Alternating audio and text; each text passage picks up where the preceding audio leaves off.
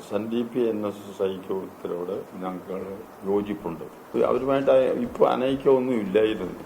ഈ കാലഘട്ടത്തിൻ്റെ ആവശ്യം അതായതുകൊണ്ട് SNDP അത് ഉന്നയിക്കുന്നു, NSS അത് അംഗീകരിക്കുന്നു. ഐക്യവുമായി മുന്നോട്ട് പോകുന്നില്ല, തീരുമാനവുമായി മുന്നോട്ട് പോകുന്നില്ല. അതിൻ്റെ പിന്നിൽ രാഷ്ട്രീയ ലക്ഷ്യങ്ങളുണ്ടെന്ന് ഞങ്ങൾക്ക് സംശയം തോന്നിയിരിക്കുന്നു. രാഷ്ട്രീയ ലക്ഷ്യമുണ്ടെന്ന് സംശയിക്കുമ്പോൾ സമദൂരത്തിനെ സംബന്ധിച്ച് നമുക്കൊരു സംശയം തോന്നുന്നില്ല, അത് നടപ്പാകുമോ? അത് തന്നെ. അല്ല, അത് തന്നെ ഒരു കാര്യം. അത് തന്നെ ഒരു കാര്യം. അത് തുഷാറെന്നല്ല, ഒരു രാഷ്ട്രീയം കൈകാര്യം ചെയ്യുന്നത് കേരളത്തിലെ പ്രധാനപ്പെട്ട ഒരു നേതാവിനെ തന്നെ അതിന് മകനായാലും അങ്ങനെ വിടാൻ പാടില്ലായിരുന്നു. ഐക്യമുണ്ട്. നായാടി തൊട്ട് നസ്രാണി വരെയുള്ള ഐക്യത്തിന് ശക്തമായി മുമ്പോട്ട് പോകാനും അതോടൊപ്പം തന്നെ സുകുമാരൻ നായർ ആ ഐക്യം പണ്ട് കണ്ണിയേറ്റ് പോയതാണ്. ആ ഐക്യം ശക്തമായി മുമ്പോട്ട് പോകാനും അതുമായിട്ടെല്ലാം ചർച്ച ചെയ്ത് മുമ്പോട്ട് നീങ്ങാനായിട്ട് യോഗം തുഷാർ വെള്ളാപ്പള്ളി ചുമതലപ്പെടുത്തി. ചാനലിൽ ഇപ്പോൾ കണ്ട ഒരൊറ്റ വിവരം മാത്രമേ അറിയാവുള്ളൂ. അതുകൊണ്ട് ഇതിനെപ്പറ്റി ഒരു മറുപടി ഈ ചാനലിൽ കണ്ടതിൻ്റെ അടിസ്ഥാനത്തിൽ മാത്രം ഒരു മറുപടി ഞാൻ പറയുന്നത് ശരിയല്ല. ഇതിൻ്റെ എല്ലാം പൂർണ്ണ രൂപം അറിഞ്ഞ ശേഷം അതിന് ഞാൻ മറുപടി പറയാം. അതുകൊണ്ട് ഇതിനെപ്പറ്റി ഒരു ചോദ്യങ്ങളോ അതിൻ്റെ മറുപടികളോ നമുക്കിപ്പോൾ അപ്രസക്തമാണ്. അതുകൊണ്ട് പ്ലീസ് ഈ ചർച്ച ഇപ്പോൾ നമുക്ക് വേണ്ട. നമസ്കാരം. SNDPയുമായുള്ള ഐക്യ നീക്കത്തിൽ നിന്നുള്ള NSS പിന്മാറ്റത്തിന്റെ യഥാർത്ഥ കാരണങ്ങൾ എന്താണ്? അത് സുകുമാരൻ നായർ പറയുന്നത് പോലെ വെള്ളാപ്പള്ളിയുടെ ഐക്യ ആഹ്വാനത്തിന് പിന്നിൽ രാഷ്ട്രീയ ലക്ഷ്യമുണ്ടെന്ന സംശയമാണെങ്കിൽ അത് തിരിച്ചറിയാൻ 9 നാൾ വേണ്ടി വന്നു. ഇടതുപാളയത്തിൽ നിന്ന് വിസിലൂതുന്ന വെള്ളാപ്പള്ളിയുമായി ഒന്നിക്കാനെടുത്ത തീരുമാനം സമദൂര സങ്കല്പങ്ങൾക്ക് യോജിക്കാത്തതാണെന്ന് അറിയാത്ത ആളല്ല സുകുമാരൻ നായർ.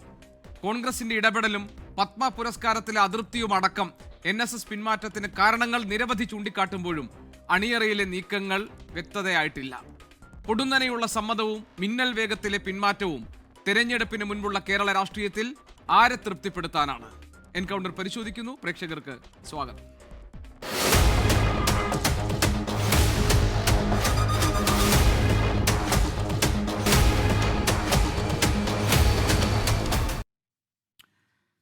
CPIയിൽ നിന്ന് ഡോക്ടർ PK ഗോപൻ, കോൺഗ്രസ് പ്രതിനിധി ശ്രീ അനൂപ് VR, BJPയിലെ ശ്രീ S ജയസൂര്യൻ എന്നിവരാണ് ഇന്ന് ഈ ചർച്ചയിൽ പങ്കെടുക്കാൻ നമ്മളോടൊപ്പം ഉള്ളത്. ഡോക്ടർ PK ഗോപൻ, വളരെ പെട്ടെന്ന് തന്നെ SNDP യോഗം ജനറൽ സെക്രട്ടറി വെള്ളാപ്പള്ളി നടേശൻ ഒരു ഐക്യ നീക്ക ആഹ്വാനവുമായി രംഗത്ത് വരുന്നു. തൊട്ടു പിന്നാലെ സുകുമാരൻ നായർ അത് കാലഘട്ടത്തിൻ്റെ ആവശ്യമാണ് എന്ന് പ്രസ്താവിക്കുന്നു. വളരെ കാലമായുള്ള ഈ ഹിന്ദു ഭൂരിപക്ഷ സമുദായങ്ങളുടെ ഈ കൂട്ടായ്മ സാധ്യമാകും പെട്ടെന്ന് തന്നെ എന്ന തോന്നലുണ്ടാക്കുകയും കേരളത്തിൻ്റെ രാഷ്ട്രീയ മണ്ഡലത്തിലും സാമുദായിക മേഖലകളിലുമൊക്കെ വലിയ ചർച്ചകൾക്ക് തുടക്കമിടുകയും ചെയ്തു. ഇരു സമുദായ നേതാക്കളുടെയും ഒന്നിച്ചു പോകാനുള്ള തീരുമാനം. പക്ഷേ 9 ദിവസം കഴിയുമ്പോഴേക്കും ആ തീരുമാനത്തിൽ നിന്ന് NSS കരണമറിഞ്ഞിരിക്കുകയാണ്, മലക്കമറിഞ്ഞിരിക്കുകയാണ്. അതിന് NSS ജനറൽ സെക്രട്ടറി പറഞ്ഞ കാര്യം SNDP യോഗത്തിൻ്റെ നീക്കങ്ങളിൽ രാഷ്ട്രീയ താല്പര്യമുണ്ടോ എന്ന് സംശയിക്കുന്നു എന്നാണ്. ഈ ഐക്യ ആഹ്വാനം വന്നപ്പോൾ അതിന് പിന്നിൽ പ്രതിപക്ഷം ഉന്നയിച്ച ഒരു പ്രധാനപ്പെട്ട ആരോപണം ഇത് CPIഎമ്മിൻ്റെ ഒരു ഗ്രാൻഡ് ഡിസൈനാണ്, ഹിന്ദു ഭൂരിപക്ഷ വോട്ടുകളെ ഒപ്പം നിർത്താൻ വേണ്ടി നടത്തുന്ന നീക്കങ്ങളുടെ ഭാഗമാണ് ഈ ആഹ്വാനം എന്നായിരുന്നു. അത് തിരിച്ചറിഞ്ഞാണ് NSSന്റെ പിന്മാറ്റം എന്ന് പറഞ്ഞാൽ ശരിയാകുമോ? Doctor PK Gopan.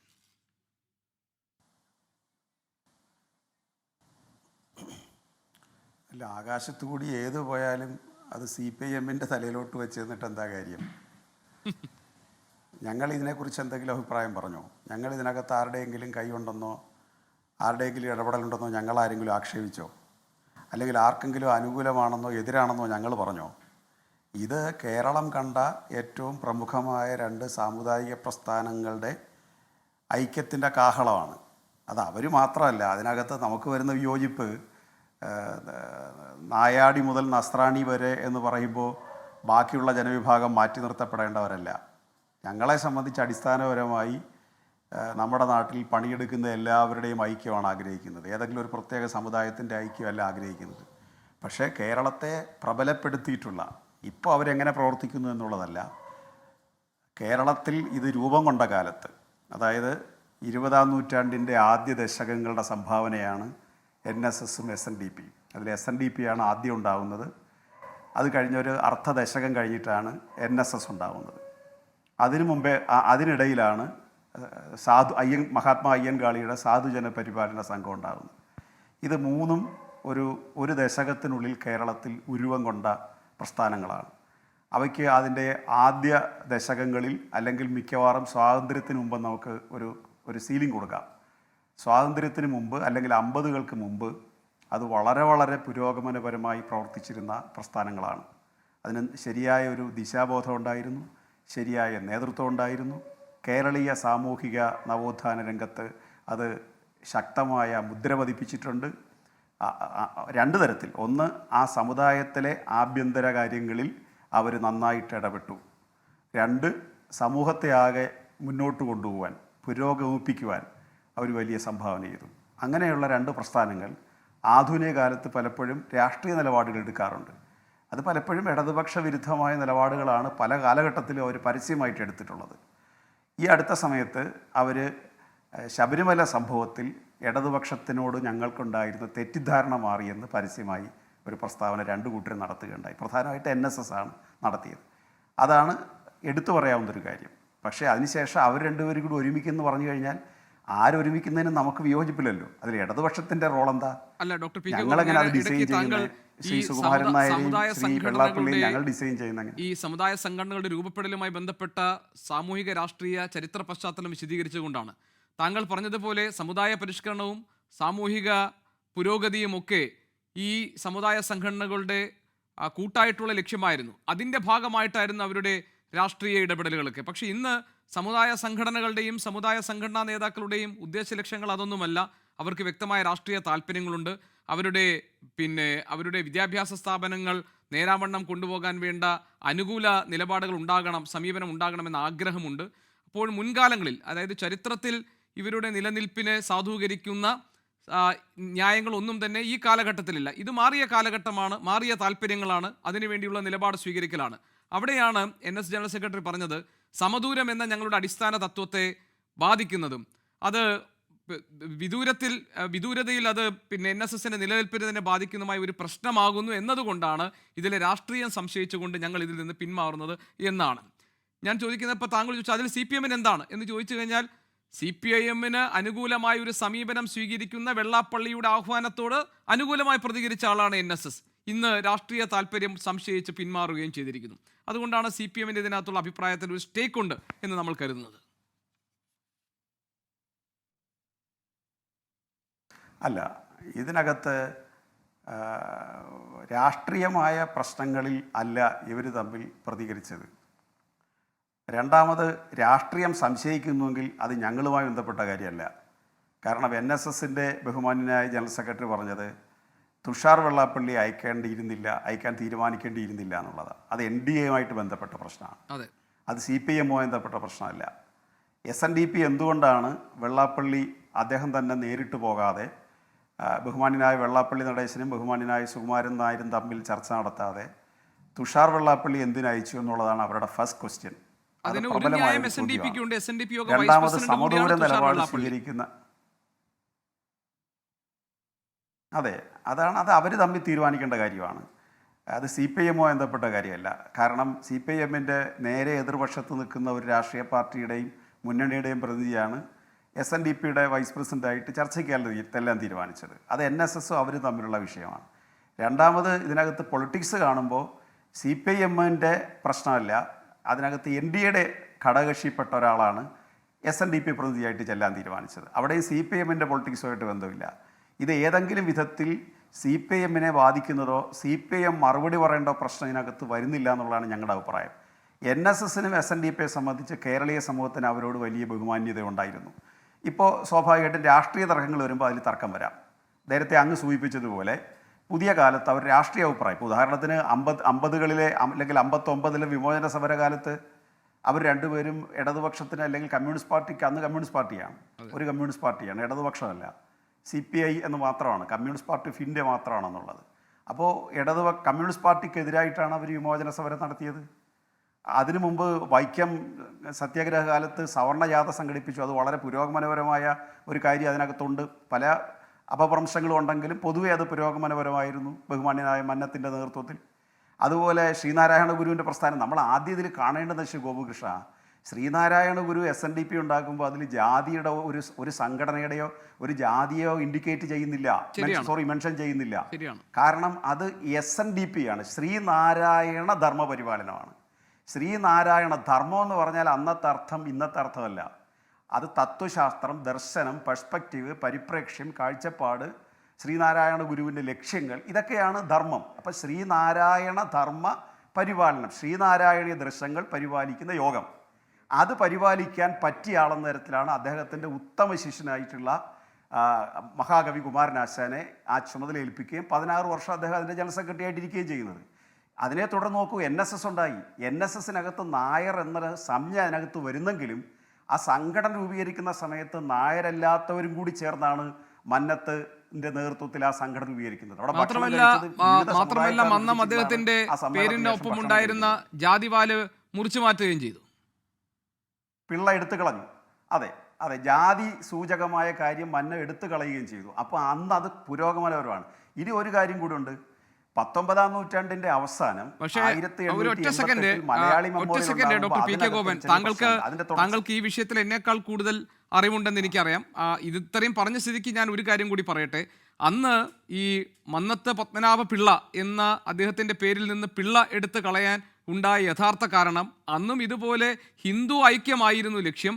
അന്ന് അത് BJPയുടെ അല്ലെങ്കിൽ സംഘപരിവാറിൻ്റെ അനുഗ്രഹാശിസ്സുകളോടുകൂടി അവിടെ ഹിന്ദു ഐക്യം സാധ്യമാകണമെന്നും അത് ചർച്ചയ്ക്ക് വന്നപ്പോൾ അതിന് ഏറ്റവും വലിയ തടസ്സം NSS SNDP ഐക്യത്തിൻ്റെ തടസ്സം ഈ ജാതിപ്പേരുള്ളിടത്തോളം കാലം ഇത് ആളുകളെ വേർതിരിച്ച് കാണുമെന്ന് പറഞ്ഞപ്പോൾ അങ്ങനെയാണെങ്കിൽ എനിക്ക് ജാതിപ്പേര് വേണ്ട എന്ന് പറഞ്ഞാണ് പത്മനാഭ പിള്ള എന്ന പിള്ള എടുത്ത് മാറ്റപ്പെട്ടതെന്ന് ചരിത്രം രേഖപ്പെടുത്തിയിട്ടുണ്ട്, ഞാൻ മനസ്സിലാക്കിയെടുത്തോളം.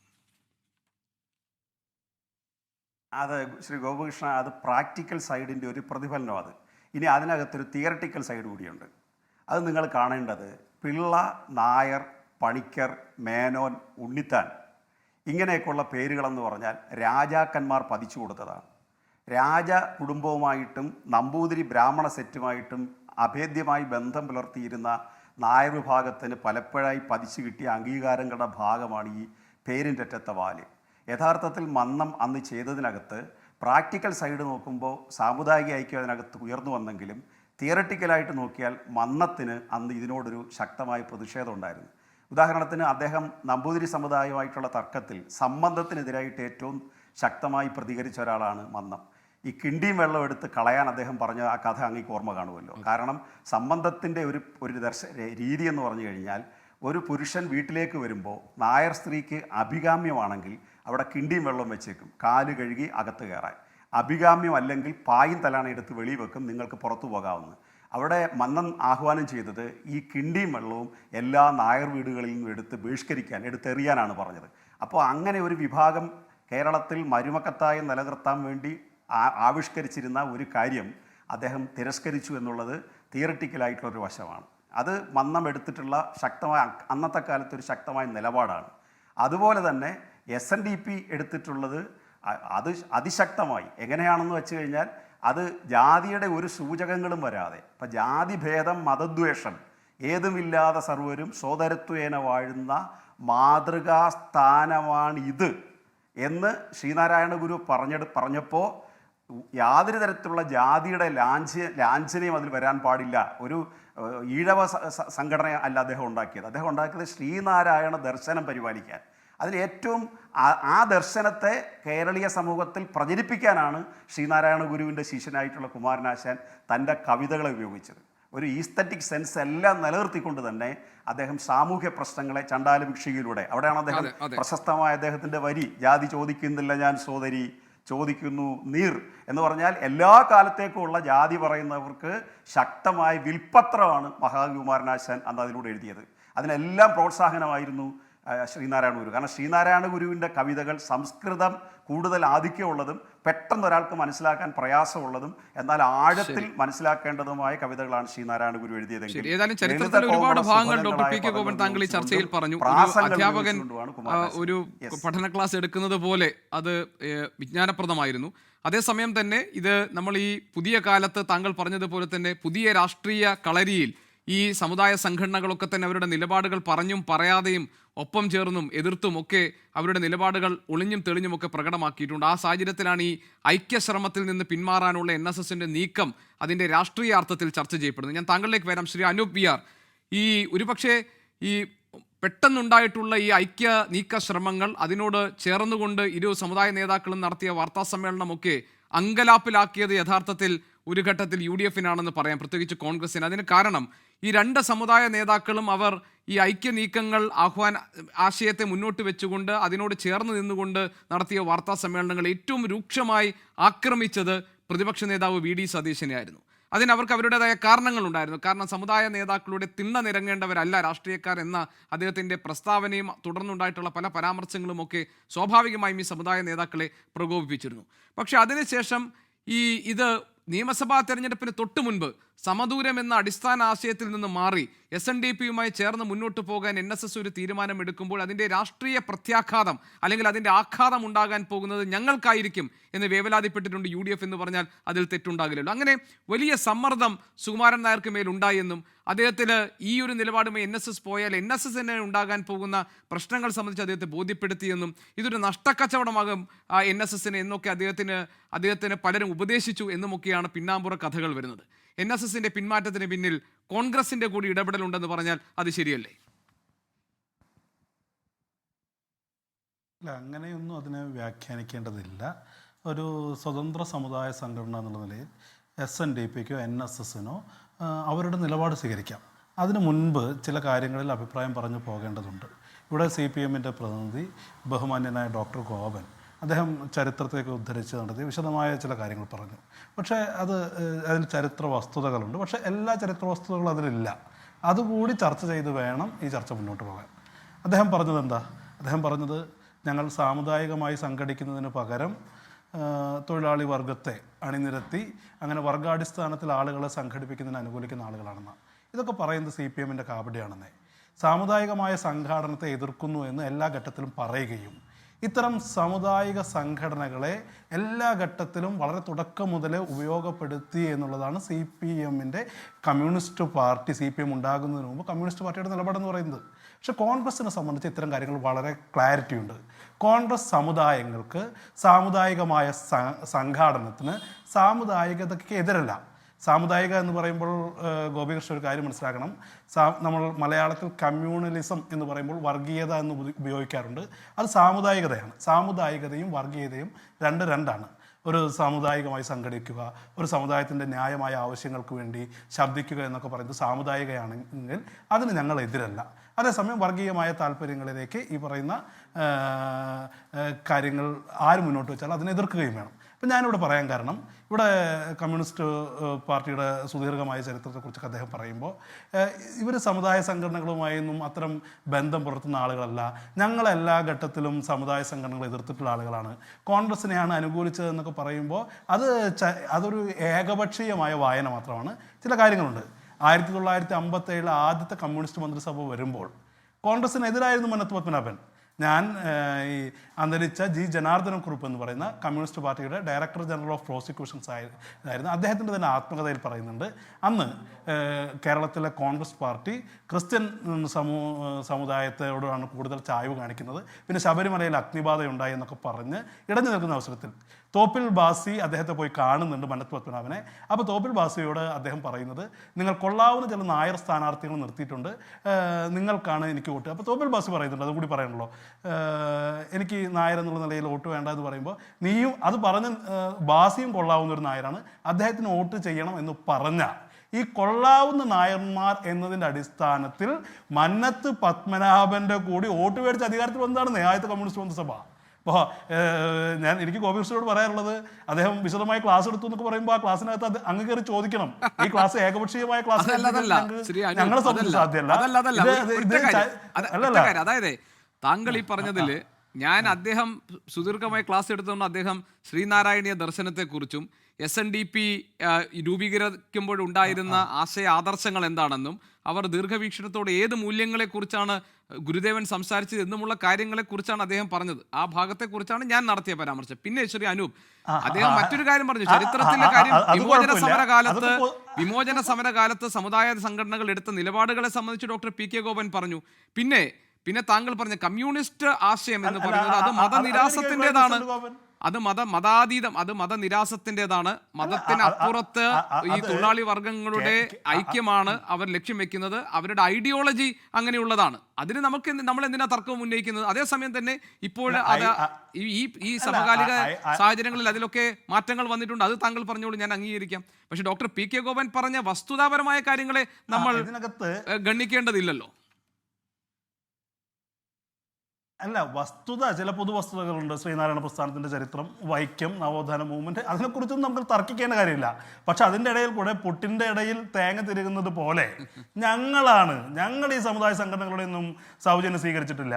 കോൺഗ്രസ് ആണെന്ന് ഭംഗീന്ദ്രയോട് പറയുമ്പോൾ മറ്റേ ചരിത്രം കൂടി ഞങ്ങൾക്ക് ഓർമ്മപ്പെടുത്തണ്ടേ ഗോപികൃഷ്ണൻ? അതേ ഞാൻ പറഞ്ഞുള്ളൂ. ഇവിടെ ഇദ്ദേഹം പറഞ്ഞു, അപ്പോൾ 1957 ഇവരൊക്കെ പറയുന്ന ബാലറ്റ് പേപ്പറിലൂടെ ആദ്യ അധികാരത്തിൽ വരുന്നു എന്ന് പറയുന്ന കമ്മ്യൂണിസ്റ്റ് ഗവൺമെന്റ് NSSന്റെ മന്നത്ത് പത്മനാഭന്റെ കൂടെ പിന്തുണയോടുകൂടി അധികാരത്തിൽ വന്നതാ. പിന്നെ മന്നത്ത് പത്മനാഭൻ ഇവരുമായി പിണങ്ങുന്നത് ഒറ്റപ്പാലത്ത് അദ്ദേഹത്തിന്റെ ഈ പറയുന്ന NSSന്റെ കോളേജുമായി ബന്ധപ്പെട്ട ചില തർക്കങ്ങളിലൂടെയൊക്കെയാണെന്നേ. ഇപ്പൊ കേരള കൗമുദിയുടെ പത്രാധിപർ സുകുമാരന്റെ പ്രസംഗമുണ്ട്. അങ്ങനെയാണ്. അല്ലാതെ ഇവരങ്ങ് ഞങ്ങളെല്ലാ കാലത്തും ജാതി സംഘടനകൾ എതിർത്തുന്നവരാണ്, കോൺഗ്രസ് ജാതി സംഘടനകൾ അനുകൂലിച്ചുന്നവരാണെന്നൊക്കെ അത്തരമൊരു നരേറ്റീവ് വളരെ അങ്ങനെ ധരിച്ചു വെച്ച് നിഷ്കളങ്കമായി അങ്ങനെ ധരിക്കുന്ന ആളുകളുണ്ടെന്നേ. അതുകൊണ്ടാണ് ഞാൻ പറഞ്ഞത് വസ്തുതയായി മുന്നോട്ട് പോകണം, വസ്തുത പറഞ്ഞ് മുന്നോട്ട് പോകണമെന്ന്. അതേസമയം ഇദ്ദേഹം പറഞ്ഞു വിമോചന സമരകാലത്ത് ഈ പറയുന്ന NSS SNDP എതിർത്തു എന്ന് പറയുമ്പോൾ അന്ന് RSSന്റെ നിലപാട് എന്താണെന്ന് അറിയോ? EMSന്റെ ഗവൺമെന്റ് ഒരു ഹിന്ദു ഗവൺമെന്റാണ്, ന്യൂനപക്ഷങ്ങളാണ് അതിന് അട്ടിമറിക്കാൻ ശ്രമിക്കുന്നത്, അദ്ദേഹത്തെ പിന്തുണയ്ക്കണം എന്ന് പറഞ്ഞ രാഷ്ട്രീയമായ ചരിത്രമുണ്ട്. അപ്പൊ ചരിത്രത്തിനകത്ത് അത്തരം ധാരകളെ കൂടി മുന്നോട്ട് അതുകൂടി ഉൾക്കൊള്ളിച്ചുകൊണ്ട് അതുകൂടി ചർച്ച ചെയ്തുകൊണ്ട് പോവാം. താങ്കൾ പറഞ്ഞ കമ്മ്യൂണിസം എന്ന് പറയുന്നത് മതനിരാസത്തിന്റെ ഐഡിയോളജിയാണ്, അതിന്റെ പ്രത്യയശാസ്ത്ര പരിസരം അങ്ങനെയാണ് എന്നുള്ള കാര്യത്തിലൊന്നും നമ്മൾ തമ്മിൽ ഒരു തർക്കവുമില്ല. പക്ഷേ പ്രയോഗതലത്തിൽ, അതിനാണ് ഞാൻ പറഞ്ഞത്, ഇവിടെ കമ്മ്യൂണിസ്റ്റ് പാർട്ടി അങ്ങനെ പറയുമ്പോഴും അത് പ്രയോഗത്തിൽ അനുവർത്തിക്കുന്ന അവരുടെ നിലപാടും പ്രയോഗവും അവരുടെ ദർശനവും പ്രയോഗവും തമ്മിൽ വൈരുദ്ധ്യമുണ്ട്. അത് ബലത്തിൽ കാപട്യമായി കേരളീയ പൊതുസമൂഹത്തിനകത്ത് പ്രവർത്തിച്ചിട്ടുണ്ട് എന്നാണ് ഞാൻ പറയുന്നത്. പക്ഷെ കോൺഗ്രസിനെ സംബന്ധിച്ച് ഞാൻ പറയാം, കോൺഗ്രസ് രൂപപ്പെടുന്നത് ഈ സാമുദായികതയെ അഡ്രസ് ചെയ്തുകൊണ്ടാണ്. ഇപ്പോൾ സ്റ്റേറ്റ് കോൺഗ്രസിന്റെ ചരിത്രം എന്ന് പറയുന്നത് എന്താ? ഇവിടുത്തെ വ്യത്യസ്ത സമുദായങ്ങൾ ഒരുമിച്ചതിൻ്റെ ചരിത്രമാണ്. അതുപോലെ തന്നെ SNDPയുടെ ചരിത്രവുമായി ബന്ധപ്പെട്ട് പരിശോധിച്ച് കഴിഞ്ഞാൽ SNDPയുടെ 2 ജനറൽ സെക്രട്ടറിമാരും മുഖ്യമന്ത്രിയാക്കിയ പ്രസ്ഥാനമാണ് കോൺഗ്രസ് എന്ന് പറയുന്നത്. തിരുകൊച്ചിയിൽ C കേശവനെ കോൺഗ്രസ് മുഖ്യമന്ത്രിയാക്കുന്നു, R ശങ്കർ കേരളത്തിന്റെ മുഖ്യമന്ത്രിയാക്കുന്നു. NSSന്റെ ചരിത്രം പരിശോധിച്ചാൽ മന്നത്ത് പത്മനാഭനെ പോലെയും K കേളപ്പനെ പോലെയുള്ള ആളുകൾ കോൺഗ്രസിലൂടെ ദേശീയ പ്രസ്ഥാനത്തിന്റെ കൂടി ഭാഗമായിരുന്നു. അപ്പോൾ ഈ 2 സമുദായ സംഘടനകളുമായി ഞങ്ങൾക്ക് നാഭീനാള ബന്ധമുണ്ടായിട്ടുണ്ട്. ഒരേ സമയം കോൺഗ്രസിലും ഈ സമുദായ സംഘടനയിലും പ്രവർത്തിച്ചൊരു ചരിത്രമുണ്ട്. പക്ഷേ ഞാനിവിടെ പറയാൻ ആഗ്രഹിക്കുന്ന ഒന്ന്, ഇത്തരം ഒരു സാമുദായികതയെ അഡ്രസ് ചെയ്യുന്നു. സാമുദായികതയോടുള്ള സമീപനം എന്നൊക്കെ പറയുമ്പോൾ കമ്മ്യൂണിസ്റ്റ് പാർട്ടി ഓഫ് ഇന്ത്യ മാർക്സിസ്റ്റിന് പലപ്പോഴും അതിനകത്തുള്ള വൈരുദ്ധ്യങ്ങളുണ്ടെന്നേ. ഇപ്പൊ ഞാൻ ഈ പറയുന്ന ചരിത്രം പറയുകയാണെങ്കിൽ ഒരു കാര്യം മാത്രം ആ വിഷയത്തിലേക്കാണ് വരുന്നത്. ഞാൻ സമീപകാല ചരിത്രമാണ് പറയുന്നത്. ഇവിടെ അന്തരിച്ചുപോയ ബിഷപ്പ്, അദ്ദേഹം നമുക്കറിയാലോ, ഈ പറയുന്ന ബിഷപ്പ് ചിറ്റലപ്പള്ളിക്കെതിരെ പിണറായി വിജയൻ നടത്തിയൊരു പ്രസ്താവന ഉണ്ടല്ലോ.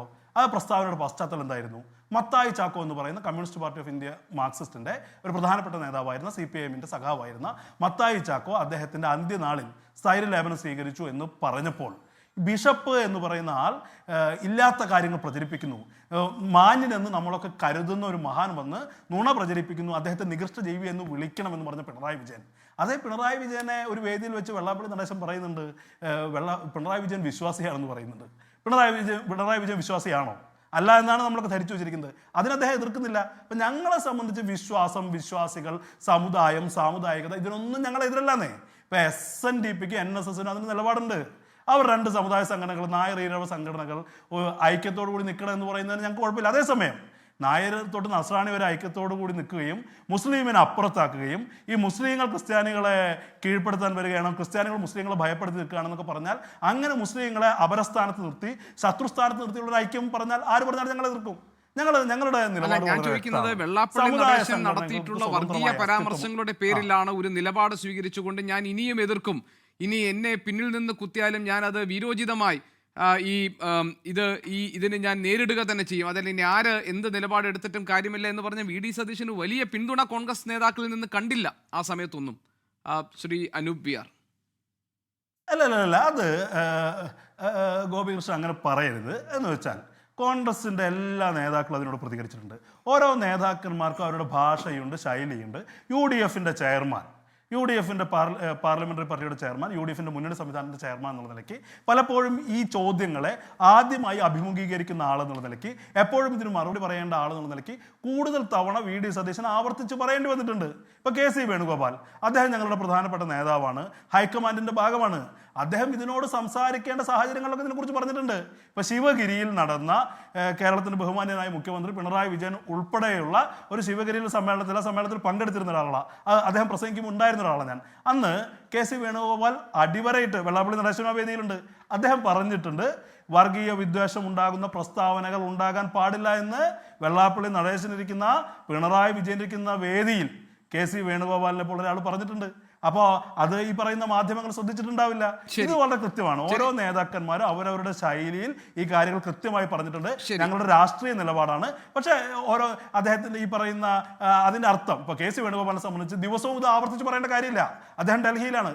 അദ്ദേഹത്തെ ഈ ചോദ്യങ്ങളെ ദിവസവും അഭിമുഖീകരിക്കേണ്ടി വരുന്നില്ല. പക്ഷെ അതിന്റെ അർത്ഥം കോൺഗ്രസിനകത്ത് KC വേണുഗോപാലിന് ഒരു നിലപാട്, VD സതീശന് ഒരു നിലപാടെന്നല്ല, രണ്ടു പേർക്കും ഇക്കാര്യത്തിലുള്ള നിലപാടെന്ന് പറയുന്നത് സമുദായ സംഘടനകളോട് ബഹുമാനമുണ്ട്, അതിന്റെ നേതാക്കന്മാർ മാന്യമായ കാര്യങ്ങൾ പറഞ്ഞാൽ അംഗീകരിക്കാം.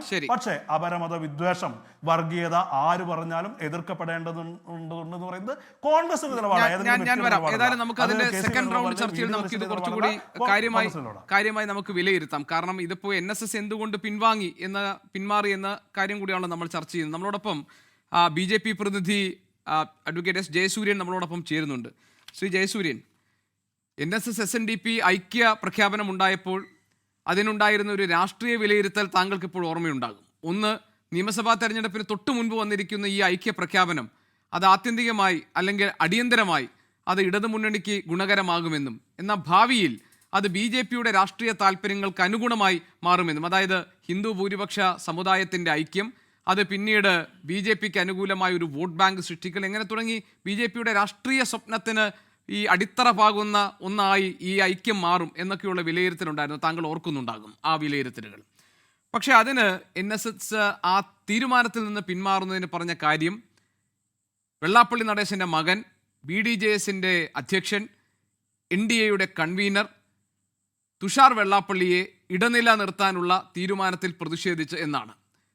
ഈ തീരുമാനത്തിന് പിന്നിൽ SNDPക്ക് ചില രാഷ്ട്രീയ ലക്ഷ്യമുണ്ടെന്നും അതിന് വഴങ്ങിക്കൊടുത്താൽ സമദൂരം എന്ന അടിസ്ഥാന തത്വത്തിൽ നിന്ന് NSSന് പിന്മാറേണ്ടി വരുമെന്നും അത് NSSന് അപകടം ചെയ്യും എന്നുമുള്ള തിരിച്ചറിവിൽ നിന്നാണ് ഞങ്ങൾ ഈ ഐക്യ നീക്കത്തിൽ നിന്ന് പിന്മാറുന്നത് എന്നാണ് NSS വാർത്താക്കുറിപ്പിലൂടെ വിശദീകരിക്കുന്നത്.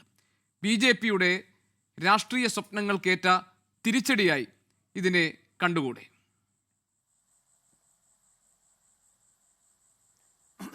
NSS SNDPയും എന്ന് പറയുന്നത് രണ്ട് സമുദായ സംഘടനകളാണ്. അവരുടെ ലക്ഷ്യം രാഷ്ട്രീയമല്ല. എങ്കിൽ പോലും രാഷ്ട്രീയ വിഷയങ്ങളിൽ അവർ ഇടപെടേണ്ടി വരാറുണ്ട്. സമുദായ സംരക്ഷണത്തിൻ്റെ ഭാഗമായി രാഷ്ട്രീയമായിട്ടുള്ള വിഷയങ്ങളിൽ NSSും SNDPയും ഒക്കെ ഇടപെടാറുണ്ട്. എന്നാൽ BJPയെ സംബന്ധിച്ചിടത്തോളം വ്യക്തമായി പറയാം, സമുദായ സംഘടനകളായിട്ട് കാണുകയും അവരുടെ പ്രവർത്തന കേന്ദ്രങ്ങളിൽ, അവരുടെ പ്രവർത്തന ക്ഷേത്രത്തിൽ അവർ പ്രവർത്തിക്കട്ടെ, സ്വതന്ത്രമായി പ്രവർത്തിക്കട്ടെ എന്ന നിലപാടാണ് BJPക്കുള്ളത്. അവരുടെ നിലപാടുകൾ, അതായത് സമുദായ സംഘടനകളുടെ നിലപാടുകൾ ഏത് തരത്തിൽ വന്നാലും അതിനെ BJPക്ക് ഗുണമാണോ ദോഷമാണോ, അല്ലെങ്കിൽ BJPക്ക് തിരിച്ചടിയാണോ നഷ്ടമാണോ എന്നൊരു കണക്കുകൂട്ടലൊന്നും BJPക്കില്ല. കാരണം BJPയെ സംബന്ധിച്ചിടത്തോളം ഒരു രാഷ്ട്രീയ പാർട്ടി എന്നുള്ള നിലയിൽ സമുദായ സംഘടനകളോട്, മതസംഘടനകളോടൊക്കെ ഏറ്റവും സൗഹാർദ്ദപരമായിട്ടുള്ള സമീപനമാണ് എല്ലായിടത്തും ഇന്ത്യ മുഴുവൻ കൈക്കൊണ്ടുകൊണ്ടിരിക്കുന്നത്. അത് തന്നെയാണ് കേരളത്തിലും. അതല്ലാതെ ഏതെങ്കിലും ഒരു സമുദായ അതായത് നായാടി മുതൽ നസ്രാണി വരെ എന്ന ഈ ഐക്യത്തിന്റെ ആശയത്തിന് BJPയുടെ താല്പര്യമില്ലേ? അത് BJPയുടെ താല്പര്യം അങ്ങോട്ട് കൊടുത്ത് അവരെ കൊണ്ട് പറയിപ്പിച്ചതല്ല. അതല്ല, അത് രണ്ടാമത്തെ കാര്യം. അത് രണ്ടാമത്തെ കാര്യം. ഞാൻ പുറപ്പെടുവിച്ചതാണ്. ചോദിക്കുന്നത് അത് BJPക്ക് താല്പര്യമുള്ള ആശയമല്ലേ എന്നാണ്. അല്ല, തീർച്ചയായിട്ടും അതെ. അതായത് എല്ലാ സമുദായങ്ങളും തമ്മിൽ ഐക്യപ്പെടുന്നത് BJPക്ക് വളരെ താല്പര്യമുള്ള കാര്യമാണ്. സമുദായങ്ങൾ വിഘടിച്ച് നിൽക്കുകയും തമ്മിൽ അകന്നു പോവുകയും ചെയ്യുന്നതിന് പകരം സംഘടിച്ചൊന്നിച്ച് തന്നെ നിൽക്കണം. അല്ല, എല്ലാ സമുദായങ്ങളും ഇല്ല. അവിടെ മുസ്ലിം സമുദായത്തെ അപരവൽക്കരിച്ച് മാറ്റി നിർത്തിയിരിക്കുകയാണ്. പറഞ്ഞത് ഓർമ്മയുണ്ടല്ലോ താങ്കൾ, ക്രിസ്ത്യാനികൾ മുസ്ലിങ്ങളെ പോലെ അപകടകാരി, ക്രിസ്ത്യാനികൾ മുസ്ലിങ്ങളെ പേടിച്ചാണ് കഴിയുന്നത് എന്നാണ്. രാഷ്ട്രീയ രംഗത്ത് ഉള്ള ആധിപത്യത്തെ സംബന്ധിച്ചുള്ള ചർച്ചയിൽ ഈ പറയുന്ന വിഷയങ്ങളെല്ലാം ഉയർന്നു വരും. എന്നാൽ ഇവിടെ ക്രൈസ്തവ സഭകൾ തമ്മിലുള്ള ഐക്യവും മുസ്ലിം സമുദായ സംഘടനകൾ തമ്മിലുള്ള ഐക്യവും ഹിന്ദു സമുദായ സംഘടനകൾ തമ്മിലുള്ള ഐക്യവും നമ്മുടെ നാടിന് വളരെ നല്ലതാണ്. അതങ്ങനെ തന്നെ മുന്നോട്ട് പോവുകയും വേണം. സമുദായങ്ങളും മതങ്ങളും തമ്മിൽ സംയോജിച്ച് തന്നെ മുന്നോട്ട് പോകണം. ഇവിടെ രാഷ്ട്രീയം കടന്നു വരികയും രാഷ്ട്രീയക്കാർ, പ്രത്യേകിച്ച് കേരളത്തിൽ BJP ഭരിച്ചിട്ട് പോലുമില്ല, നമ്മൾ ഓർക്കണം. കേരളത്തിൽ ഭരിച്ച ഇടത് വലത് മുന്നണികൾ, കമ്മ്യൂണിസ്റ്റുകാരും കോൺഗ്രസ്സുകാരും ഇവിടുത്തെ മതങ്ങളെയും ജാതികളെയും വോട്ട് ബാങ്കുകളായി മാത്രം കാണുകയും അവരെ വോട്ട് ബാങ്കായി ഉപയോഗിച്ചുകൊണ്ട് രാഷ്ട്രീയ ലാഭം കൊയ്യാൻ ശ്രമിക്കുകയും ചെയ്യുന്ന കേരളീയ അന്തരീക്ഷത്തിലാണ് ഇത്തരം ആശങ്കകളും ഇത്തരം ചർച്ചകളും തന്നെ വരുന്നത്. അതിന്റെ ആവശ്യമേ ഇല്ല എന്നാണ് BJPയുടെ നിലപാട്. അതൊരു ബുദ്ധിമുട്ടിക്കലായി താങ്കൾ കാണരുത്. അതായത് ഞാൻ ചോദിക്കുന്നത്, BJPയുടെ ഒരു രാഷ്ട്രീയ ആശയമാണല്ലോ നായാടി മുതൽ നസ്രാണി വരെ ഉള്ളത്. ഞാൻ പറഞ്ഞത് താങ്കൾ ഞാൻ ഉദ്ദേശിക്കുന്നത് BJP പ്രതിനിധി എന്ന നിലയിൽ BJP അംഗീകരിക്കുന്ന ഒരു ആശയമാണല്ലോ. ഇനി ആരാണ് ഇതിന് ഇടനില നിന്ന് ഈ ഐക്യം ഉണ്ടാക്കാൻ വേണ്ടി ഇറങ്ങിത്തിരിച്ചത്? വെള്ളാപ്പള്ളി നടേശന്റെ മകൻ എന്നത് പോകട്ടെ, ഈ SNDP യോഗം വൈസ് പ്രസിഡന്റ് എന്ന പദവിയും പോകട്ടെ, അതിനപ്പുറത്ത് NDAയുടെ കൺവീനറാണ്, BDJSന്റെ നേതൃത്വത്തിൽ നിൽക്കുന്ന ആളാണ്. അദ്ദേഹമാണ് ഇതിലെ ഇടനിലയായി നിന്ന് പ്രവർത്തിക്കാൻ ഇറങ്ങിയത്. ആ ഒരേ ഒരു കാരണം ചൂണ്ടിക്കാണിച്ചാണ് ഇതിന് പിന്നിൽ രാഷ്ട്രീയ താല്പര്യമുണ്ട് വെള്ളാപ്പള്ളി നടേശന്റെ ഈ ആഹ്വാനത്തിന് പിന്നിൽ.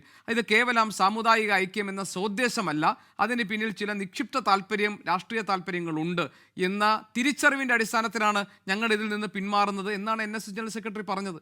എന്ന് പറഞ്ഞാൽ ഞാൻ ലളിതമായി ചോദിക്കുന്നത്, BJP എന്താണോ ആഗ്രഹിച്ചത്, എന്താണോ നടപ്പാക്കാൻ ഉദ്ദേശിച്ചത്, അതിലെ അപകടം മനസ്സിലാക്കി NSS പിന്മാറി എന്ന് വിലയിരുത്തിയാൽ തെറ്റ് പറയാൻ പറ്റുമോ? തീർച്ചയായിട്ടും തെറ്റ് പറയാൻ പറ്റും. കാരണം അത് തെറ്റ് തന്നെയാണ്. ഇങ്ങനെയൊരു അജണ്ട നടപ്പാക്കാൻ വേണ്ടി BJPക്ക് ഈ രീതിയിലുള്ള ഒരു നാടകം കളിക്കേണ്ട ആവശ്യമേ ഇല്ല. അതിൽ ആരെയെങ്കിലും ചുമതലപ്പെടുത്തി അങ്ങനെ ഒരു ചർച്ചയുണ്ടാക്കി, ആ ചർച്ചയിൽ കൂടി സമവായമുണ്ടാക്കി, അതിൽ കൂടി BJPയുടെ രാഷ്ട്രീയ നേട്ടം ഉണ്ടാക്കുക എന്നൊരു ലക്ഷ്യം BJPക്ക് ഇല്ല. അപ്പോൾ അത് കേവലം ഒരു സംശയമാണ്, അല്ലെങ്കിൽ ആരോപണം മാത്രമാണ്. സമുദായ സംഘടനകളുടെ നിലപാടുകൾ പല രാഷ്ട്രീയ പാർട്ടികൾക്കും അനുകൂലമായും എതിരായിട്ടും കേരള ചരിത്രത്തിൽ ഇഷ്ടം പോലെ ഉണ്ടായിട്ടുണ്ട്. ഇപ്പോൾ NSS തന്നെ കമ്മ്യൂണിസ്റ്റ് പാർട്ടിക്ക് അനുകൂലമായി നിന്ന കാലമുണ്ട്, കമ്മ്യൂണിസ്റ്റ് പാർട്ടി അധികാരത്തിൽ നിന്ന് താഴെ ഇറക്കിയ കാലമുണ്ട്. അതേപോലെ തന്നെ SNDPയുടെ ഉന്നത നേതാക്കന്മാർ ഇവിടെ പറഞ്ഞു കഴിഞ്ഞു. അവരൊക്കെ കേരളത്തിൻ്റെ മുഖ്യമന്ത്രിമാരായത് കോൺഗ്രസിൻ്റെ പിന്തുണയോട് കൂടിയാണെന്ന് പറഞ്ഞു. അപ്പോൾ കോൺഗ്രസ് ആണെങ്കിലും CPM ആണെങ്കിലും ഇവരൊക്കെ തന്നെ സാമുദായിക സംഘടനകളെ അതാത് കാലഘട്ടങ്ങളിൽ സമർത്ഥമായി ഉപയോഗിച്ചിട്ടുണ്ട്. ആ തരത്തിലുള്ള സമുദായ വോട്ട് ബാങ്ക് രാഷ്ട്രീയം BJP ഉദ്ദേശിക്കുന്നില്ല എന്നാണ് ഞാൻ വ്യക്തമാക്കി പറഞ്ഞത്. ഇതിൽ സമുദായ സംഘടനകൾ തമ്മിൽ ഒന്നിച്ച് നിന്നോട്ടെ, ഒന്നിച്ച് നിൽക്കുന്നത് നല്ലതാണ്.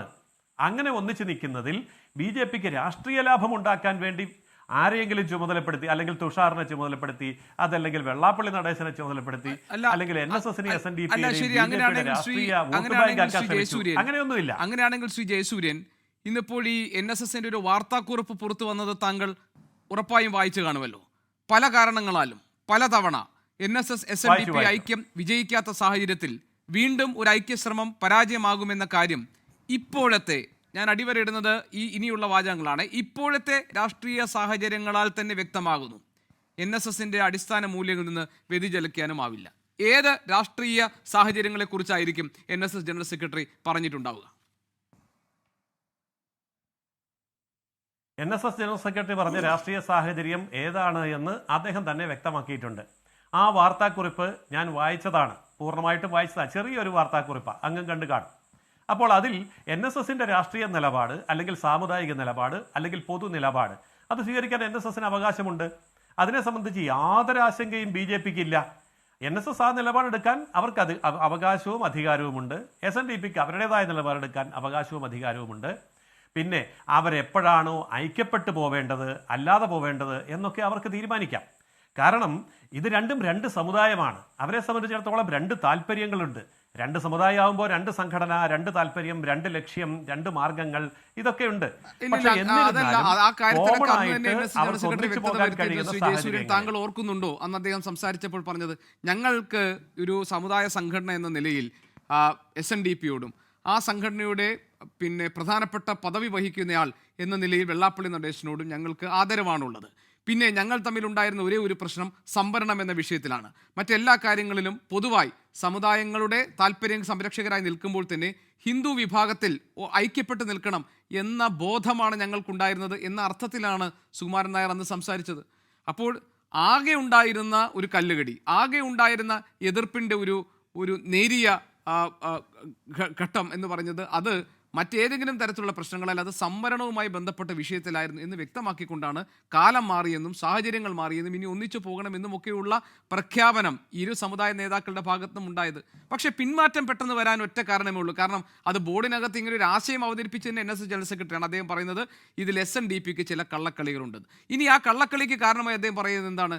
മകനായാലും ശരി വരുന്നത് ഒരു രാഷ്ട്രീയ പാർട്ടി പ്രതിനിധിയാണ്.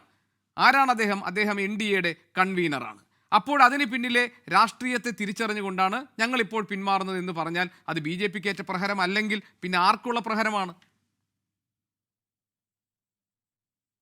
അത് ആർക്കുമുള്ള പ്രഹരമല്ല. അത് NSSന്റെ നിലപാട് അവർ വ്യക്തമായി പ്രഖ്യാപിച്ചു എന്ന് മാത്രം. അപ്പോൾ തന്നെ NSS ജനറൽ സെക്രട്ടറി ബഹുമാനപ്പെട്ട സുകുമാരൻ നായർ വ്യക്തമാക്കിയ ഒരു കാര്യം കൂടിയുണ്ട്.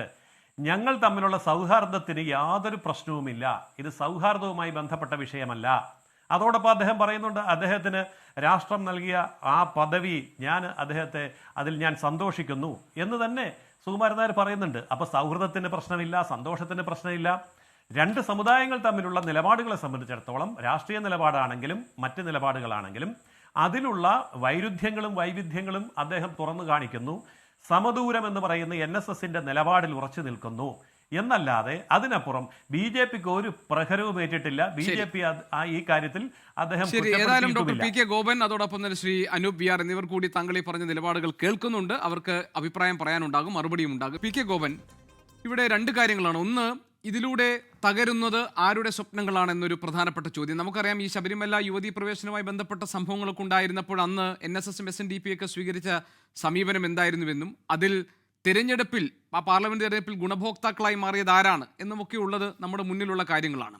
ഇപ്പോൾ ഈ ഐക്യ നീക്കത്തിൽ നിന്നുള്ള NSSന്റെ പിന്മാറ്റം സമദൂരം എന്ന ആശയത്തിൽ അടിയുറച്ചു നിൽക്കാനാണെന്ന് ജനറൽ സെക്രട്ടറി വിശദീകരിക്കുമ്പോഴും അതിൻ്റെ രാഷ്ട്രീയ ഗുണം കേരളത്തിൽ ആർക്ക് കിട്ടുമെന്നാണ് താങ്കൾ കരുതുന്നത്?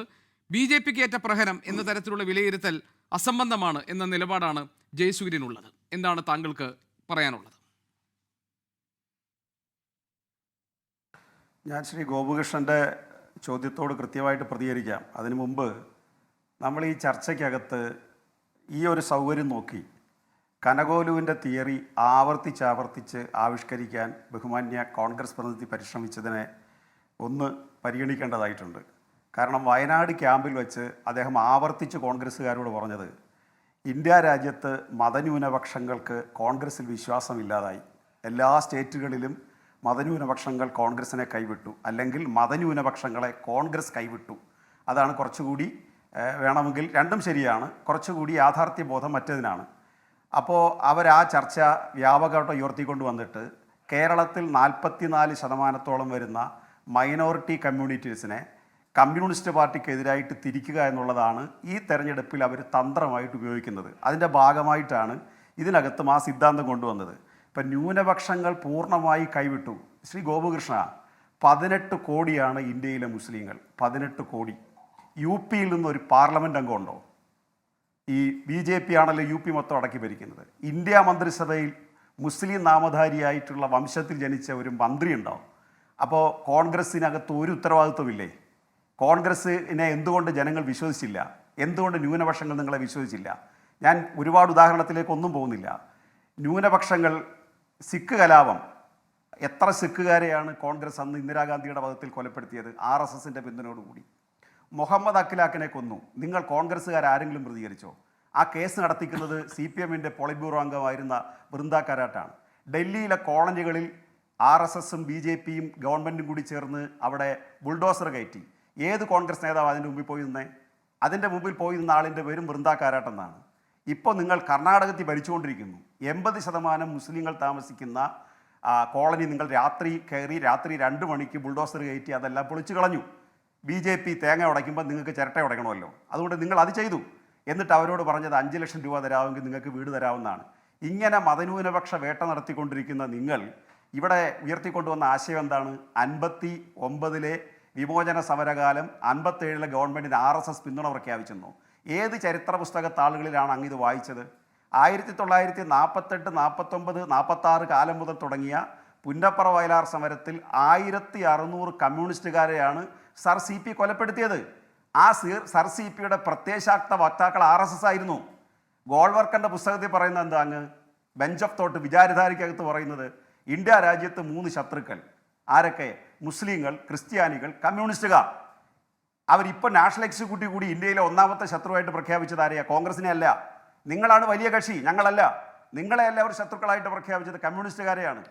കേരളത്തിൽ നിങ്ങൾ എന്ത് സിദ്ധാന്തത്തിന്റെ അടിസ്ഥാനത്തിലാണ് RSS 57-ലെ ഗവൺമെന്റിനെ പിന്തുണച്ചു എന്ന് പറയുന്നത്? പിന്നീട് അങ്ങ് പറയുന്നത് തോപ്പിൽ വാസിയോട് മന്നത്ത് പത്മനാഭൻ പറഞ്ഞു നായർ വോട്ട് ചെയ്യുമെന്ന് പറഞ്ഞു. 950-കൾക്ക് ശേഷം ഞാൻ നേരത്തെ പറഞ്ഞു ജാതി സംഘടനകളായിട്ട് അവർ പരിവർത്തിക്കപ്പെടുകയായിരുന്നു. അവർ ജാതി നോക്കി വോട്ട് ചെയ്ത് കാണും. കോൺഗ്രസിൻ്റെ നായർക്ക് വോട്ട് ചെയ്ത് കാണും, ചിലപ്പോൾ ഇടതുപക്ഷത്തിൻ്റെ നായർക്ക് വോട്ട് ചെയ്ത് കാണും. പക്ഷേ വിമോചന സമരകാലത്തിൻ്റെ പടനായകനാരാ? 59-ലെ ഗവൺമെൻറ്റിനെ താഴെ ഇറക്കാൻ ആ ഗവൺമെൻറ്റിനെ പിരിച്ചുവിട്ടതാരാ? 356 വകുപ്പ് ഉപയോഗിച്ചതാരാ? പണ്ഡിറ്റ് ജവഹർലാൽ നെഹ്റുവിന് പിരിച്ചുവിടാൻ താല്പര്യമില്ലായിരുന്നു കേരള സർക്കാരിനെ. ശ്രീമതി ഇന്ദിരാഗാന്ധിയുടെ നിർദ്ദേശം അനുസരിച്ചാണ് അദ്ദേഹം അത് ചെയ്തത്. ഇനി 59-ലെ വിമോചന സമരകാലത്തിൻ്റെ ഫണ്ട് എവിടുന്ന? മൊയ്നി ഖാൻ ആരാ? നിങ്ങൾക്ക് അറിയോ മൊയ്നി ഖാനെ? ഇന്ത്യൻ അംബാസഡർ ആയിരുന്ന അമേരിക്കക്കാരൻ. അമേരിക്കയിൽ നിന്ന് വന്ന് അമേരിക്കൻ അംബാസഡറായി ഇന്ത്യ ഇരുന്ന ആൾ. ആ മൊയ്നി ഖാൻ്റെ പുസ്തകങ്ങളും എടുത്ത് വായിച്ചു നോക്ക്. അതിനകത്ത് അദ്ദേഹം പറയുന്ന അമേരിക്കൻ ഫണ്ട് ഉപയോഗിച്ചാണ് കേരളത്തിൽ വിമോചന സമരം നടത്തിയെന്ന. അന്ന് NSSന്റെ SNDPയുടെയും മറ്റ് സാമുദായിക സംഘടന എല്ലാം പിന്തുണ വാങ്ങിച്ചുകൊണ്ടാണ് നിങ്ങൾ കമ്മ്യൂണിസ്റ്റ് ഗവൺമെന്റിനെ താഴെ അനൂപിന് മറുപടി പറഞ്ഞാണെങ്കിലും പക്ഷേ നമ്മൾ വിഷയത്തിന് കുറെ അധികം അങ്ങ് പോയി. ഇനിയിപ്പോൾ എനിക്ക് അനൂപിനും കൂടെ സമയം കൊടുക്കണം. പെട്ടെന്ന് ഈ വിഷയത്തിൽ തിരിച്ചു വന്നു സാർ. തിരിച്ചു വന്നു. അങ്ങയുടെ ചോദ്യത്തിലേക്ക് വരാം. അങ്ങയുടെ ചോദ്യത്തിലേക്ക് കൃത്യമായിട്ട് വരാം. അപ്പം ഞാൻ പറഞ്ഞു വന്നത് അതിലേക്കെല്ലാം ഞാൻ വിട്ടു. ഞാൻ പറഞ്ഞു വന്നത് അങ്ങ് ചോദിച്ച ചോദ്യം. ഇവിടെ ഒരു കാര്യം മനസ്സിലാക്കേണ്ടത്, BJP ഈ സാമുദായിക സംഘടനകളെ അല്ലാതെ ആരെ പിടിച്ചാണ് ഇവിടെ മുന്നേറാൻ പരിശ്രമിക്കുന്നത്? കേരളത്തിൽ അവർ ഇന്ത്യ രാജ്യത്ത് എങ്ങനെയാണ് മുന്നേറിയത്? സാമുദായികമായി വികാരം ഇളക്കി വിട്ടാണോ? മതവികാരം ഇളക്കി വിട്ടാണോ? വർഗീയ വികാരം ഇളക്കി വിട്ടാണോ? ഈ മുഹമ്മദ് അഖിലഖിനെ കൊന്നു എന്ന് പറയുമ്പോൾ നമുക്കതൊരു ഭീകരമായിട്ട് തോന്നും. അവരെ സംബന്ധിച്ച് അത് ഹിന്ദു പോളറൈസേഷൻ ഉണ്ടാക്കുക എന്നുള്ളതാണ്. SC വിഭാഗത്തിൽപ്പെട്ട പാവപ്പെട്ടവനെ ഒരു കടയുടെ ഭിത്തിയിൽ ചാരി ഇരുത്തി വായിൽ മൂത്രം ഒഴിച്ചു കൊടുക്കുമ്പോൾ അവിടെ SCക്കെതിരായിട്ട് ചിന്തിക്കുന്ന ആളുകളുടെ പോളറൈസേഷൻ അവർ ഉദ്ദേശിക്കുന്നത്. കേരളത്തിലെ 2 പ്രബലമായ സാമുദായിക സംഘടനകളാണ്. അവരെ ഏറ്റവും നന്നായിട്ട് ഉപയോഗിക്കാൻ പരിശ്രമിക്കുന്ന RSS. പക്ഷേ അതിനകത്തെ ലക്ഷോപലക്ഷം വരുന്ന സാധാരണ മനുഷ്യരും അതിൻ്റെ നേതൃത്വം ഒരു പരിധിവരെ കമ്മ്യൂണൽ അല്ല. NSSും SNDPയും അവർ സാമുദായിക പ്രശ്നങ്ങൾ ചിലതൊക്കെ ഉയർത്തുന്നു എന്നുള്ള കരുതി അവർ പൂർണ്ണമായിട്ടും വർഗീയവൽക്കരിക്കപ്പെട്ടവരല്ല. ശരി, അതിൻ്റെ അനുയായികൾ തീരെയല്ല, അതിൻ്റെ പ്രവർത്തകർ തീരെയല്ല. അതുകൊണ്ടാണ് BJPക്ക് അവരെ ഇപ്പോഴും കിട്ടാതെ വരുന്നത്. ശരി, ഞാൻ 8 മിനിറ്റ് ഞാൻ ശ്രീ അനൂപിലേക്ക് ഒന്ന് പോവാണ്. ഡോക്ടർ PK ഗോപൻ, സമയം വളരെ കുറവായതുകൊണ്ട് ശ്രീ അനൂപ്. ഇവിടെ ഇദ്ദേഹം എന്തിൻ്റെ അടിസ്ഥാനത്തിലാണ് എന്നൊക്കെ ചോദിക്കുന്നത് കേട്ടു. അതുകൊണ്ട് തന്നെ കൃത്യമായിട്ട് പറയാം. G. ജനാർദ്ദനക്കുറുപ്പ് എന്ന് പറയുന്ന ഈ പറയുന്ന communist government director general of പ്രോസിക്യൂഷൻസായി വെച്ച അദ്ദേഹത്തിൻ്റെ ആത്മകഥയ്ക്കകത്ത് ഈ പറയുന്ന MN ഗോവിന്ദൻ നായർ അന്നത്തെ കമ്മ്യൂണിസ്റ്റ് പാർട്ടിയുടെ സെക്രട്ടറി മന്നത്ത് പത്മനാഭനുമായി നടന്ന സംഭാഷണങ്ങളെക്കുറിച്ച് പറയുന്നുണ്ട്. അന്ന് NSS എടുത്ത കോൺഗ്രസ് വിരുദ്ധ സമീപനത്തിൻ്റെ ബെനിഫിഷ്യറിയായി കമ്മ്യൂണിസ്റ്റ് പാർട്ടി അന്നത്തെ മാറിയതിനെ കുറിച്ച് പറയുന്നുണ്ട്. പിന്നീട് ആ താല്പര്യങ്ങൾ തെറ്റുമ്പോഴാണെന്നേ വിമോചന സമരം വരുന്നത്. ഞാൻ പറഞ്ഞത് എന്താ? വിമോചന സമരത്തിൽ NSS ഈ പറയുന്ന കമ്മ്യൂണിസ്റ്റ് പാർട്ടിക്ക് എതിരായിരുന്നു. ആർക്കറിയാത്തത്? വിമോചന സമരത്തിന് എതിരായിരുന്നു. അതിനു മുമ്പ് കോൺഗ്രസിനെതിരായി കമ്മ്യൂണിസ്റ്റ് പാർട്ടിയെ സഹായിച്ചൊരു ചരിത്രം കൂടിയുണ്ട്. ഇവർ ഈ ചരിത്രം പറയുമ്പോൾ അങ്ങനെ ഏകപക്ഷമായിട്ട് പറഞ്ഞു പോകാൻ പറ്റുമോ അമീർ ഖാൻ? അപ്പോൾ ഞാൻ അദ്ദേഹം വളരെ ആധികാരിക, ഞാൻ ഇതിനെക്കുറിച്ച് സ്പർശിക്കുമായിരുന്നില്ല. അദ്ദേഹം ഒരുപാട് കാര്യങ്ങൾ പറഞ്ഞു. അതൊരു ക്ലാസിൻ്റെ ആധികാരികതയുണ്ടെന്ന് അങ്ങ് പറഞ്ഞു.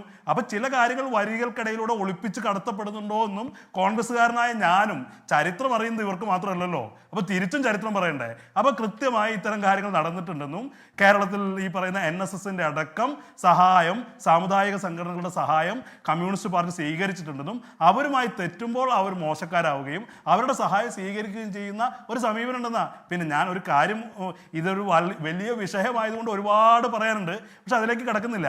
ഇവർ കേരളത്തിൻ്റെ നവോത്ഥാന പാരമ്പര്യത്തൊക്കെ, നവോത്ഥാന സംഘടനകളെ കുറിച്ചൊക്കെ പറഞ്ഞു. ഇവർ നവോത്ഥാനത്തോടുള്ള നിലപാടെന്താ? EMS നമ്പൂതിരിപ്പാട് ആദ്യം എഴുതിയ കേരള ചരിത്രത്തിൽ അയ്യങ്കാളിയുടെ പേരുണ്ടായിരുന്നില്ല. അയ്യങ്കാളിയെ കുറിച്ച് അദ്ദേഹം പറഞ്ഞില്ല. പിന്നെ വലിയ വിമർശനങ്ങൾ തുടർന്ന് വന്ന എഡിഷനുകളിൽ അയ്യങ്കാളിയെ കുറിച്ച് എഴുതാൻ നിർബന്ധിതരാവുകയായിരുന്നു. അന്ന് EMS എന്താ പറഞ്ഞെന്നറിയോ? മലബാറിൽ ജനിച്ച എനിക്ക് തിരുവിതാംകൂറിലുള്ള അയ്യങ്കാളിയെ കുറിച്ച് അറിയുമായിരുന്നില്ല എന്ന്. ഏത് അയ്യങ്കാളി? തിരുവിതാംകൂറിൽ ജനിച്ച അയ്യങ്കാളിയെ ഗുജറാത്തിൽ ജനിച്ച ഗാന്ധിക്ക് അറിയാമായിരുന്നു.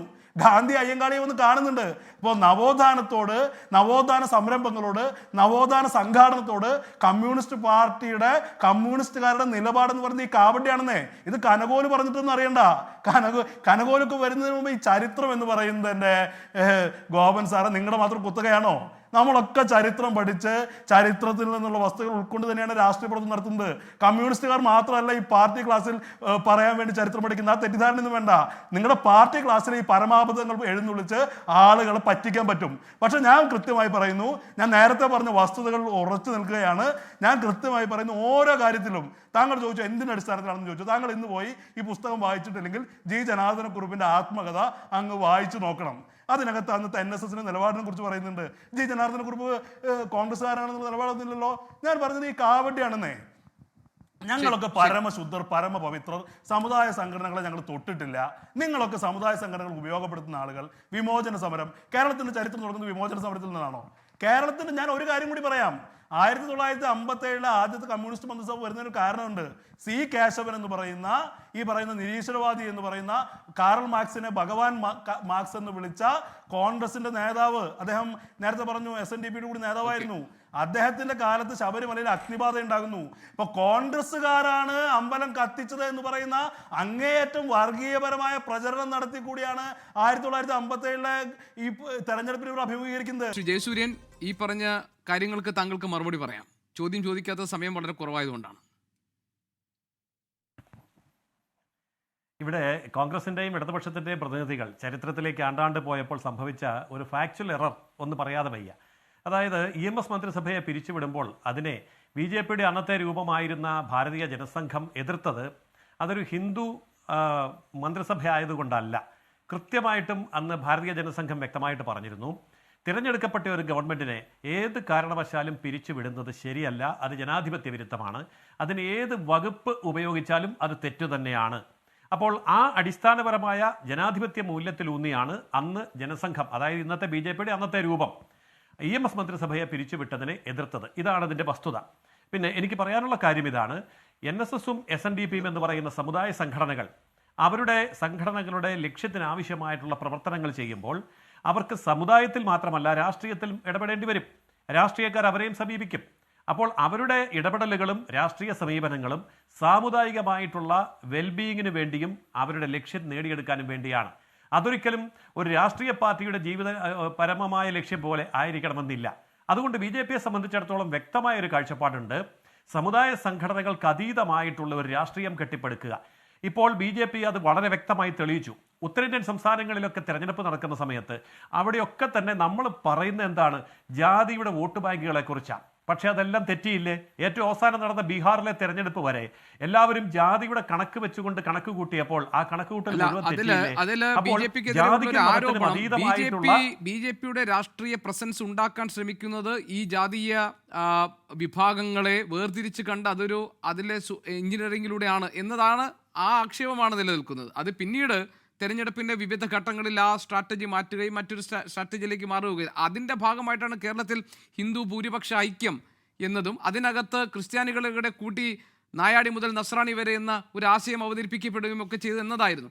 ഏതായാലും ശ്രീ ജയസൂര്യൻ, ഇത് ഈ ഒരു ഘട്ടത്തിൽ തീർക്കാവുന്ന ചർച്ചയല്ല എന്ന് എനിക്കറിയാം. അതുകൊണ്ട് നമുക്ക് വരും ദിവസങ്ങളിലും ഇനിയുള്ള നിലപാടുകളൊക്കെ തന്നെ ചർച്ച ചെയ്യാം. NSS SNDP ഐക്യത്തിൽ നിന്ന് NSS പിന്മാറിയിരിക്കുന്നു. അതിനുള്ള കാരണം പറഞ്ഞത് SNDPയുടെ രാഷ്ട്രീയ ലക്ഷ്യം ഇതിന് പിന്നിൽ പ്രവർത്തിക്കുന്നു എന്ന സംശയമാണ്. അതേതായാലും അത് ചില സംഘടനകളുടെ രാഷ്ട്രീയ മോഹങ്ങൾക്ക് മേലെ വീണ കരിമ്പടമായി നിൽക്കുകയാണ്. ഇനി എന്താണ് കേരള രാഷ്ട്രീയത്തിൽ സംഭവിക്കാൻ പോകുന്നത്, ഇതിന്റെ തുടർചലനങ്ങളായി എന്നതിന് നമുക്ക് കാത്തിരിക്കാം. ഈ ചർച്ചയിൽ പങ്കെടുത്ത എല്ലാ അതിഥികൾക്കും നന്ദി. എൻകൗണ്ടർ ഇവിടെ പൂർത്തിയാകുന്നു. നാളെ മറ്റൊരു വിഷയവുമായി ഇതേ സമയം. നമസ്കാരം. ലോകത്തെവിടെയായാലും ഏത് സമയത്തും 24 വാർത്തകളും ഓഗ്മെന്റഡ് റിയാലിറ്റി പാക്കേജുകളും എക്സ്പ്ലെയിനറുകളും വിശദമായി കാണാൻ ഞങ്ങളുടെ യൂട്യൂബ് ചാനൽ നിങ്ങൾക്ക് സബ്സ്ക്രൈബ് ചെയ്യാം.